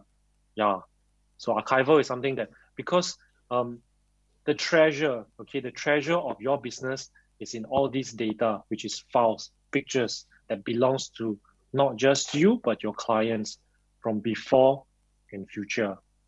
So that's actually very important. And Michelle, I gave them high-res files for actual days, and only like, medium res for like pre-wedding and high res for like, the pictures that's selected. Yeah, the thing is that I give a high res. I know that there was a debate going on with photographers against photographers giving high res files. Okay, the thing is that I'm a fucking busy photographer. Okay, I'm shooting 45 weddings a year. I'm meeting clients. Okay, so for every 45 weddings that I cover, right, I will have to meet at least 60 clients because of some rejection. And then at the same time, I'll have to meet them for consultation, the first time consultation prior to the wedding, and then hanging out with them maybe for dinner because they invite me over, and then birthdays, whatnot. Okay, I'm fucking busy. And guess what? I still have my lifestyle, advertising pictures that I'm trying to get into to shoot food. And then I'm running raw and teaching workshops. I'm doing my part as brand ambassadors as well. Yeah. So having to deliberate whether should I charge for a high res file, the amount of money that I get just to, say that, hey, you top up this and I give high res file, it's not worth my time. Yeah. Having to do that sales part is just not worth my time because the money is insignificant. Because if you charge enough and looking at that, if you're looking at 3,003 for each job, let's say 3,000 for each job, this extra cash that you can splurge on is insignificant to that few $100s that you're going to charge them per couple for high-res files. So I leave it as that. Simple as that. Yeah. So learn to let go of small little things that doesn't bother you and save your time, because time is something that you can't buy back. Okay. So let go of all these small little things and be a bit more easygoing, and clients will find you. Yeah. Okay. To just book you. Yeah. It's a service after all. So there's a situation where couples wish to display pre-wedding. Jordan, I will sell them an album. Or if they don't want to print, okay, the other thing about album these days is that I used to sell an album with the packages, but I stopped doing that because it's a waste of my time as well. Having to lay the album, that's one thing, okay? And then lay out the album, I show them, hey, do you like this? Oh, no, I want to change. Maybe we swap that with that. Okay, I swap that. No. I think let's go back to the original one. Yeah. Each time that you have to do something like that, it's maybe 6 emails at least. Okay, sending files to and fro. And guess what? How much are you charging for one album? $600, $900? Is it worth the time? No. So I will send them the link. Say, hey, why don't you go and do your album here? Yeah. Quote my name, get a discount, and then just do it yourself. I'll send them the high-res file. And then I'll see you on the actual day itself. Yeah, then I will get on to do other things. And then, sometimes I tell clients that, hey, a bit hands-on a bit, then you feel more appreciative of what the work that I do for you. Yeah. But the thing is that because of my personality, I get away with a lot of shit that I say to clients, and they will be like, yeah, but because I'm quite a joker with my clients as well. So I get away with it. But if you're not, please don't try. It may come off the wrong way, and then you say, hey, but Bryan say on what? Yeah, right? Okay. Now, I'm going to share something with you that's freaking interesting. It's probably the first time that you're going to see this as well. Or you'll be shooting for, let's say, like some of the bridal shops at $600, $800, and things like that. Yeah, people will rave about you and say that, wow, hey, this photographer, this student was very, very good, part-timer doing $800 wedding or very, very good. The reputation will always be good. Yeah. Even if you screw up, right, they can't really say much about you because you are at that price point where you get to screw up and not get into trouble. Yeah. So if your quality is below average, that's a no-go sign for you. So everybody wants to be on the above the line, where NTUC fair price everything is. Okay, now let's look at the danger sign. Okay, danger is what means that your business is in danger, where your reputation is shit, your reviews, everything, you don't answer phone calls, clients email you, you don't reply promptly, then you tell them, say that you're going to deliver in 3 months, but then that adds another 3 more months, which is 6 months later. And then when you deliver 6 months later, finally, the work is good, but then the images, quantity is not enough, or, for some reason, your reputation is just not good. But then you're one hell of a photographer. Yeah, there are cases like that as well. There are companies that are like that as well. So you're in the danger zone, okay? You will still get jobs. but the clients that come to you also may be one kind. You don't know. Okay. This is just something that I've understood over the years as a photographer. And then comes fair price. Okay, what's fair price? Fair price is that photographer where your quality of work is above average, 5 to 8, you know, and then your reputation also quite good. Everybody's happy with you. You're getting the mass market. Your pricing is between 2002 to 2008, maybe 2002, 2005. You're getting very comfortable. But guess what? There's 200 other photographers. They are in this zone because it's the mass market. It's NTUC fair price. Yeah. So you are competing a lot because even though your work is good, you may get, buried inside this mass market. I'm not saying that. I mean, of course, everybody wants to get out of the mass market, do high-end market and things like that. But even if your work is good, if you don't charge enough, guess what? You'll be at Best Buy. Okay, Best Buy refers to a good deal. When clients score a good deal, for example, let's say your skill is at 10, between 8 to 10, and then your reputation, maybe your business is somewhat quiet. You and your clients' communication, right, is very minimal. For example, let's say you don't engage them much. You only meet them once before the wedding. After the wedding, you deliver and then okay, bye bye. That's it. Yeah. So people don't rave about your business. They don't rave about your work. So when potential clients, future find you, you will be this good deal that they score. It's like if they found a gem, like, hey, wow, the work is very good. But how come nobody talk about this brand? How come the reviews also don't have? A bit dodgy, right? Maybe, what should I do? Should I hire or should I not hire? You potentially may not get the job. Yeah, you're putting yourself very close to, the the toilet bowl below. The toilet bowl below, right, is where I call it the last resort. Okay, where your work is good, but your reputation is like shit. Okay, this is an analogy where you go to a public toilet, you really, really got to go for number two, and then the toilet is so dirty, and then that's the last resort because that's the only one that you can use. There's no hotel nearby for you to go and, take a dump or whatever. Yeah, that's your last resort. You got no choice. You don't want to be that. Okay, so this is something to understand your marketing positioning, your market positioning as your brand, as everything. And of course, everybody wants to be the unicorn. Okay, always the first few companies to be booked. This is the extremely rare companies that always highly reviewed. People always talk about this brand. The work is also good. Always coming out of consistent work and things like that. There are many companies around the world, like big brands and things like that, that have built a very strong following, for example, and things like that. Yeah. So everybody wants to be on that unicorn area here, right? But how do you get there? It's also something that you need to position yourself, the clients that you attract, your website, your curation, everything, your packaging that makes your brand worthy to be in the position that you desire. Did I lost you guys somewhere? I see a lot of very stunned face, like, wow, cannot absorb anymore on Zoom. Yeah. Okay. All right. So anybody has any question regarding market positioning?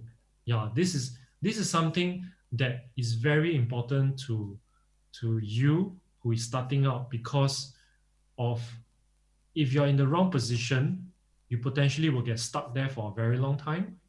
But if you're in the, so it's always good to be in this area here, between the fair price, the Best Buy, and the unicorn. Just around there, if you're hovering there, up and down, it's fine. So it goes back to one thing: your service, consistency, and quality of work. All this plays a very big part. Okay. Any questions, guys?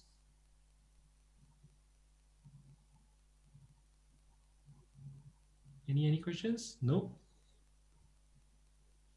Okay. So okay. Now let me go to the next one. Now, this gets interesting. I think this is what everybody wants to understand from me. All right, how to eliminate your competition. Come on, somebody tell me. Share some of your things like how to eliminate competition. I would love to hear your strategies.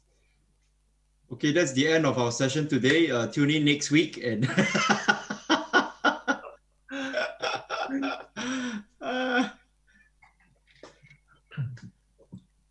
Okay, come on, let's see whether should I continue. It's 10:20 already. Maybe I should stop right here. Yeah, exactly. Okay, cool. All right, let's go into this. Eliminating your competition. Okay, what do I mean by competition? You are the biggest competition, which is me. Okay, I am my own competition. My procrastination, my ego, the knowledge that I've neglected not learning, and the change that I refuse to embrace. Whenever I look into the mirror, I see that competition that's right in front of me. And yeah, that's Cepheus. You see, he eliminated his competition. All the horses can't catch up with him. He got the donkeys. I think it's donkeys though. Right? Okay. And the other thing is time. Time is a competition because you're always racing against time. Like I said, there's only 52 weeks in a year. There's only so many weddings that you can do. All right. There's only 24 hours a day. And how many weddings can you do in one day? There are people who can do 3 weddings, 2 weddings, and rushing here and there. You're racing against time, against your own time and yourself. Okay. So the other thing about competition is noise. Okay. The thing is that there are always people who will say things about you. There will always be people who will try to put you down because you suddenly become the person of interest because you are doing something that they are not doing, or you're doing something controversial maybe, or you're doing something that attracts their attention. But the thing is that if they can't keep up, they will continuously make noise, hoping that the noise will one day bother you. Okay, but one thing that I want to share with you is that if you don't regard them as competition, like they are not even your competition if you don't even compete with them. So for example, let's say like this guy one day come up to you and say that, hey, wow, you look fit and all. I want to race you. I want to run with you. The thing is that you just tell the person, hey, fuck off. I don't even want to run with you. You're not even my competition. You see? So that's how it's done. So there will be photographers, okay, they will badmouth the ass out of you. They will put every bad things, on your name.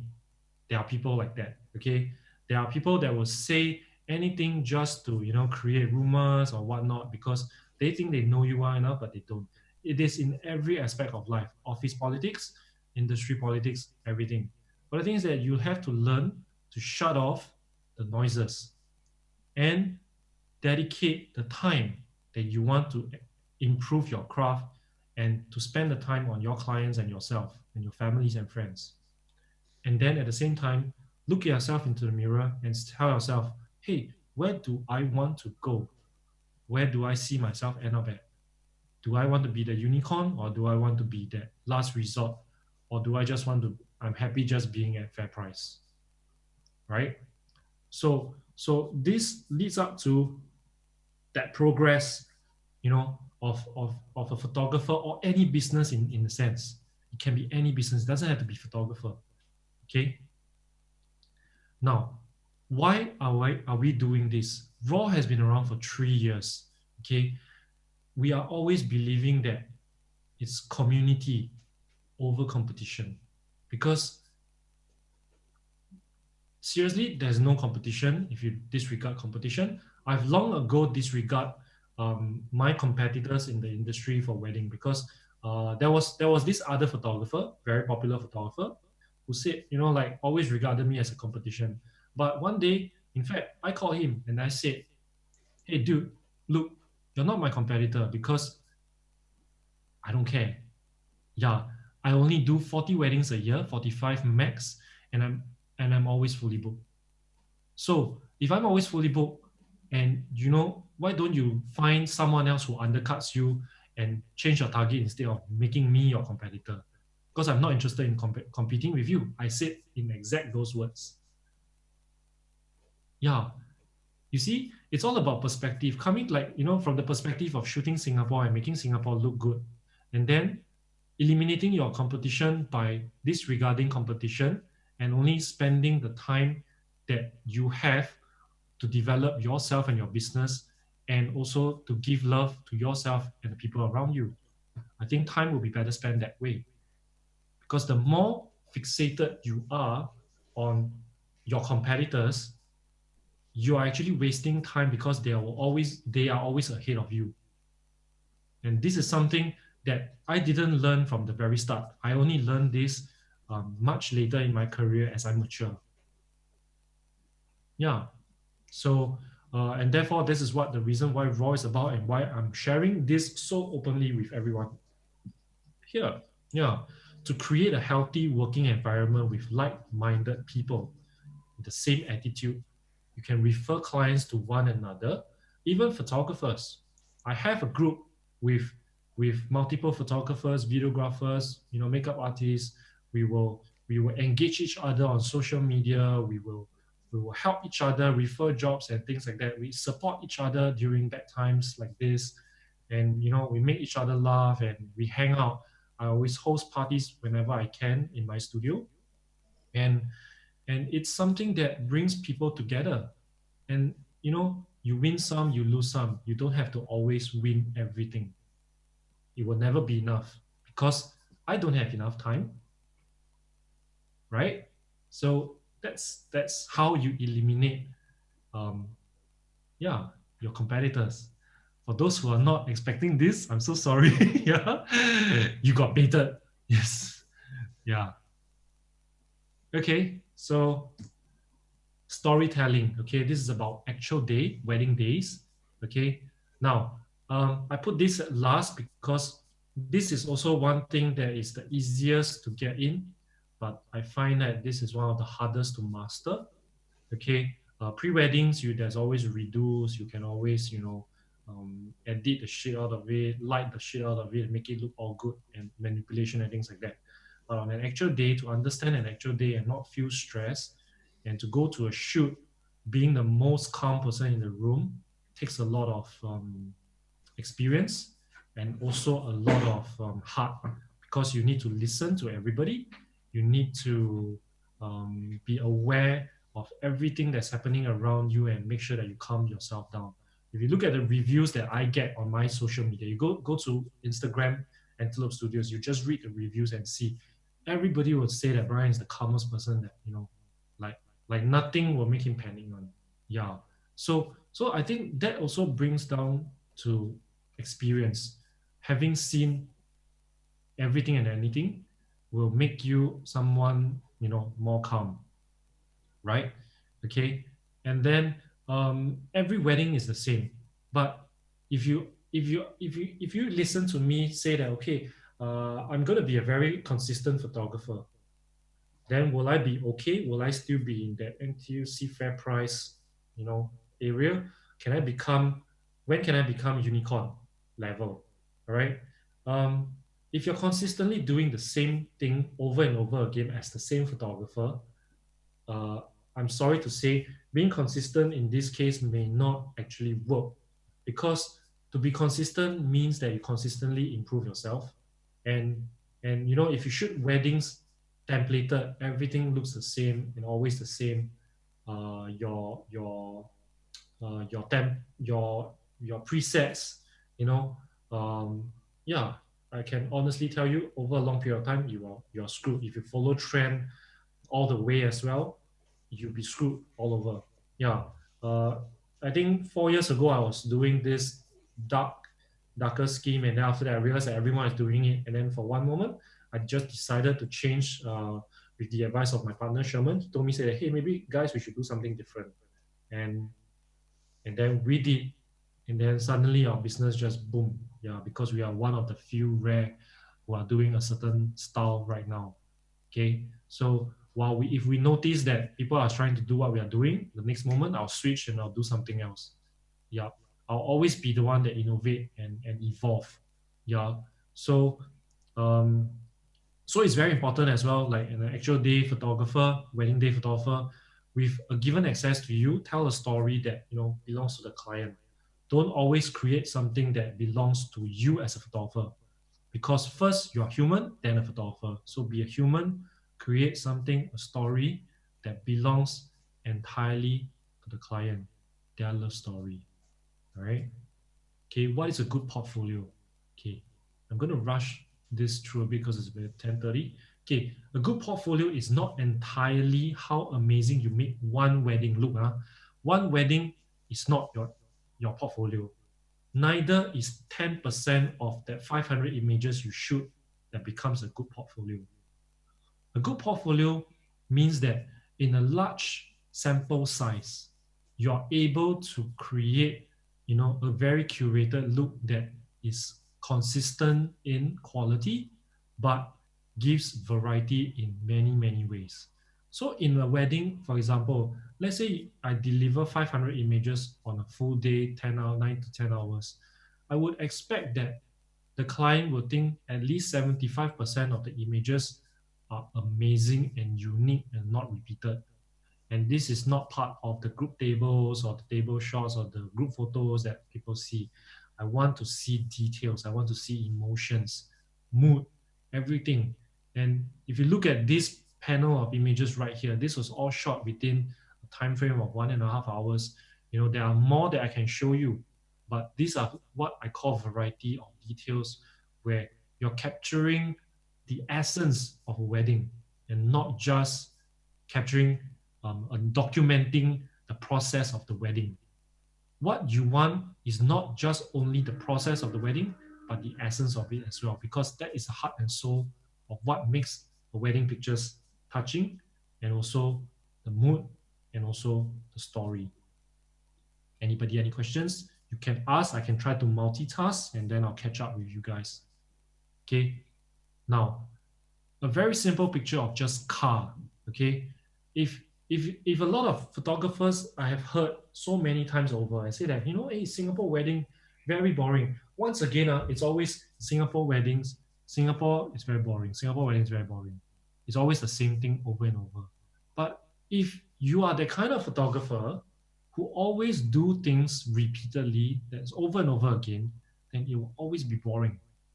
But if you challenge yourself to always say that out of 10 hours, I will dedicate 2 hours, sporadically in the whole day to create something that is unique, to create something that I've never done before, then your life as a wedding photographer on the day itself will change dramatically.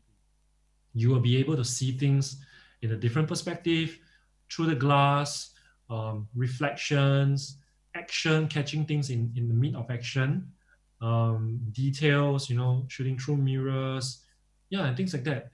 And this is just me pulling out some images of,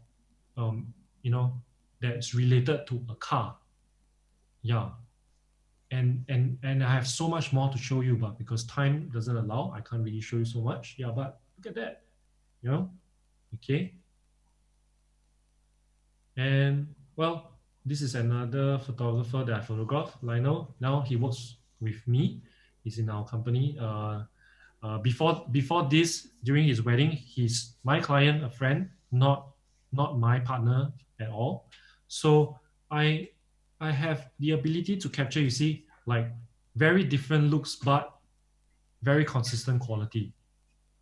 Okay, so this is what a good wedding photographer should be able to do with experience. You're able to bring out the best in your couples and their family and friends.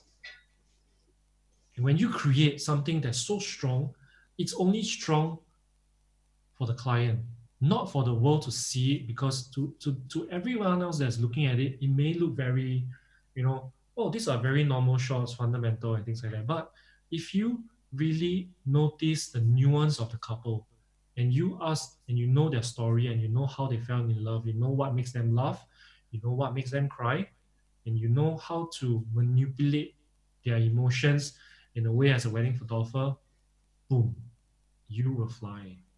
Trust me on that. Yeah, you will get amazing pictures that you never think that you can get. It's all in the way how you speak to people, how much you listen, and how you manipulate with your tone and you know and of course posing. But of course there are puristic photographers that just stand by the side and shoot, thinking that it's not posed and unscripted, whatever shit. Yeah, but there's many ways of doing things. It doesn't matter who is doing it in which way, as long as you get it right and the clients that come to you for it. I think that's all it matters. Because we need to respect what every individual photographer's style is. We have to respect them for the way they do their business, the way they want their work to be seen. It's all about positioning once again. Yeah. So don't be too obsessed with doing things too pure in a way until it restricts you and then eventually get replaced. Yeah. So I don't think that's very cool. Okay. And this is another photographer that I photograph as well. Yeah. So you see, look at my work. Whether is it indoor, in a hotel, in the dinner, or whether is it outdoor, natural light, there's this look that's very consistent to the quality that I'm always giving. The color, the scheme, the way, everything is always, like if you look at the 3 different weddings, they're all different. And you know that these are pictures that belongs to them, not just me. Yeah. And for the love of my work, I want to give them something back that, that's them and not, me. Yeah. So that's what makes a good wedding photographer, because I repeat again, by listening, by understanding their wants and their needs, and be that human with empathy, you will do amazing stuff. Okay. Now, I'm coming to the end of my presentation. Well, exactly 2 hours. Okay, so I only rehearsed it once and I can't believe I actually made it within 2 hours. Okay, I'm doing a mentorship program. Okay, you can pick and choose any categories you want. This is like Cai Peng, okay, except that this Cai Peng a bit more expensive lah. Okay, so it's $100 per session. This mentorship is 60 minutes of consultation. Okay, I can go through the entire thing with you. If you need more time from me, of course, I'll give you a bulk discount. Collaboration, right? So yeah, but other than that, if you need help in certain parts, like to extensively curate your portfolio. So what I'm going to do is that I'm going to look at your portfolio, maybe like 1 whole years of work and 2 years of work. I will tell you what is your strength, what is your weaknesses in weddings, how you could have done it better, okay, and how to show the right things to the client to get even more jobs. Yeah, I have done so for a few photographers already, and extensive recalibration of your business model. That means that I will recalibrate your business model for you. I will tell you how to do your branding, how to market yourself, the strategy, and your pricing. I will come up with a package, pricing, everything for you to what I believe that suits you for now and later on as well. That means that you can move up 3 months later or what, and then you can come back down again depending on changes to society or to anything. All right. This is for me to help you become better so that you know where to position yourself. Yeah. I will be very unbiased towards this because, yes, we technically become competitors, but like I said, I don't give a fuck. So explore presentation techniques to better secure. How many times that you have met a client and you don't sign, you don't book? Yeah. So this is something very interesting because I have a 90% chance of booking clients. The moment they come down to meet me, I always tell Jeff this. Yeah. The moment that the client invests their time to come down, it's most likely they will book me. Yeah. And I don't do this by pricing. So because the other time, I think earlier on, someone asked about undercutting. No, the people that undercut you is clients that are looking at things in a very price sensitive point of view. But of course, you can give them savings and things like that. In fact, all my clients will know that I do not give anything more than $300 discount, because my tie-up rates with my videographers, for example, like Matt, like Substance Films, it's maximum $300 discount. Yeah, if you want more discount, go and hustle other vendors. Yeah, to ask from them, don't ask from me. I'm that stingy. So so yeah, so that's how it works. Okay, so I will teach you how to present to your clients. Maybe it's the way that you talk, your pitch that doesn't say the right things. I'll teach you that, and then to refine your shooting techniques to complement your style. Okay, a lot of photographers are very worried about learning from another photographer because they're worried that I might change you to become my style. But the fact is that I have done a lot and I don't use presets to edit my pictures. Everything is edited on Capture One, okay, and there's almost no presets. Yeah, all the VSCO, all these things, no, I don't have it. So I will teach you how to shoot better to complement the way that you want your style to be. That means your company profile. Yeah, I'll teach you. Let's say you want to shoot the darker style, a bit moodier. I'll tell you how to shoot it, the kind of lighting to look out for, so that your shadow is not so muddy. You get very clean images, and yet still darker and moody, right? And then if you like the brighter tones and things like that, I'll teach you how to shoot so that your colors will always be pastel and things like that. Yeah, it doesn't matter that you're doing something similar to me. Like I said again, I don't care. All right, so I will share everything with you unreservedly. So refining your post-process techniques as well. I will show you how to do it in Lightroom if needed. I will show you in Capture One if needed as well. I'll go through one-to-one with you and show you how you can do it, to complement your photography style.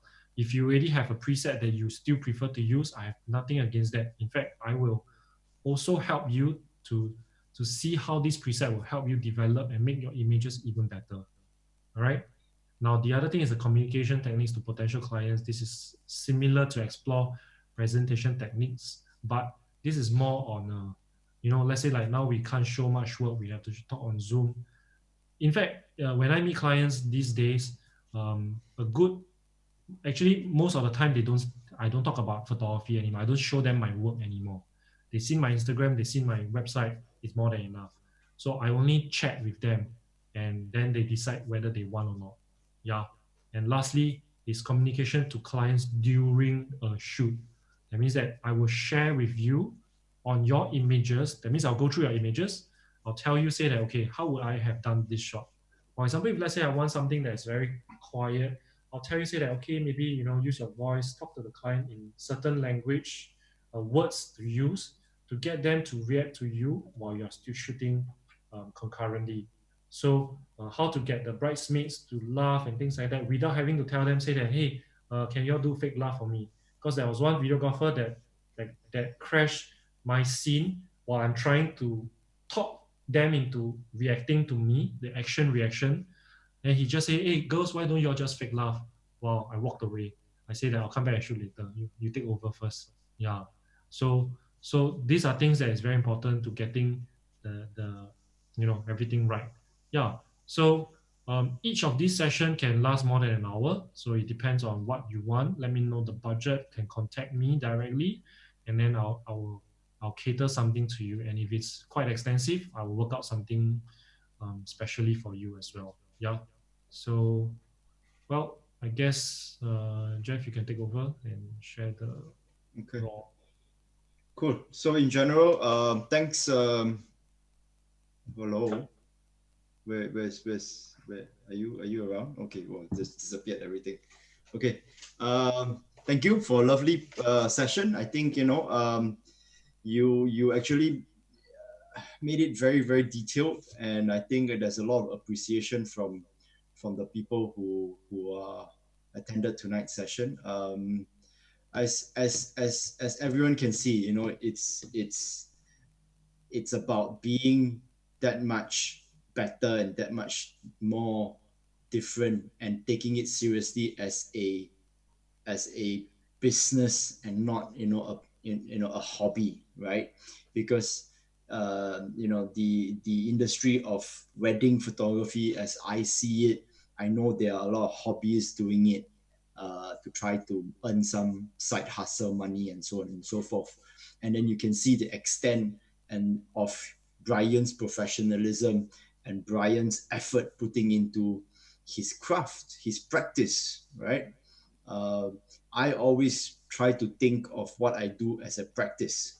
I run a practice. I'm constantly practicing. I'm constantly being better, and it is what it takes to be to stand out and to be at the top. I think it's what separates the boys and the men, and the girls and the women.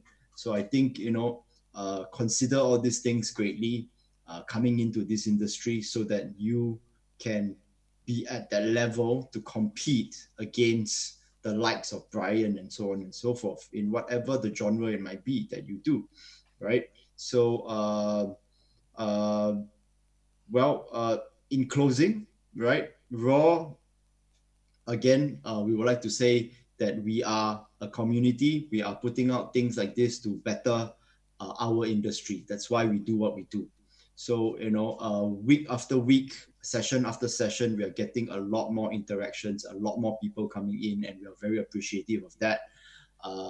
Today's, Bryan session, reached 80 over people coming in, and I can see from quite many different countries as well, and that's only on Zoom. We have another bunch of people on Facebook watching this as well. So we are very appreciative. I hope you can spread the love and tell your friends about what we do here at Raw, so that they can join in. And we would love to hear from you as well, what we are doing right, what we're doing wrong, and what you want to learn from us as well, and who you want, because we are also learning from this experience. We are obviously we are all learning a lot of new things, right? As you know, we are all very people person. Now we are talking to our screens in essence, so it can be quite unnerving in that sense. So do help us, share with us, tell us, and communicate with us by telling us exactly how you want the weeks coming for up, and how you want us to bring things for you and to you, because we in Raw, we have our inner discussions, and we have decided that this is something that we will be doing even after lockdown, right? We are so bold as to say we are going to be pushing this slightly more. So hopefully we have more content and more interesting things that we can bring to you. We always aim to be that much different, because we know that there are a lot of other places and other people doing this, and for you to spend your time with us means that difference for us, because you chose us over somebody else to be spending that 2 hours. I mean, time is precious. I'd rather be sleeping. I'd rather be playing games on my simulator and driving and racing somebody across the world. But no, I would rather be sitting in front of you, sharing something with you and talking to you, because I think that you actually have given us your precious time, and we want to take that very seriously, and to bring something worthwhile, right, to you. So thank you again for a beautiful session. Thank you, Bryan, for a very, very lovely session. I think you have put together a lovely presentation with a lot of interesting nuggets. Again, you have leveled up your field. I'm very proud of you in that sense. So yeah, let's do more and crush it in the next weeks to come. Okay, thank you, everybody. Thank you, everybody. A very good night. Yeah, all right. Ta. Bye. Good night. Thank you.